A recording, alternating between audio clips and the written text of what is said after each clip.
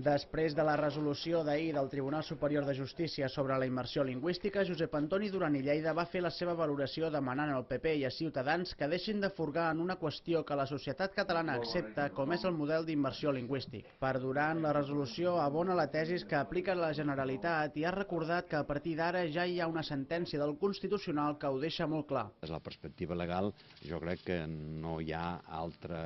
remei que interpretar la llei com l'ha interpretat el Tribunal Constitucional en dues vegades, una en termes expressos i l'altra en termes tàcits, com està la darrera sentència sobre l'Estatut. Però més enllà de la legalitat hi ha la realitat social. Reitero, aquest país vol el català, que és la seva llengua, i al mateix temps és prou intel·ligent per saber també del valor del castellà. Jo crec que la llei està prou bé i la prova és, reitero, que les sentències van donant suport a l'actual legislació. Demano, reitero, a aquestes persones que l'únic que busquen és soroll i l'únic que fan és estar al servei d'una causa que no té res a veure amb Catalunya. A partir d'ara, el català cobrarà, si cap, una importància destacada de forma plenament legal en tots els àmbits educatius i, per tant, els grups parlamentaris que fins ara s'hi havien oposat no tindran més remei que acceptar la llei de la mateixa forma que el Tribunal Superior de Justícia l'ha interpretat dues vegades. Duran i Lleida va fer la seva valoració ahir a la llibreria 22 de Girona després de la presentació del seu nou llibre Cartes de navegació, una recopilació d'algunes de les cartes que setmanalment es publiquen a la web d'Unió i al seu blog personal des de fa 11 anys, tot per intentar reflectir la seva visió del país, de l'Estat i els valors d'Unió Democràtica de Catalunya.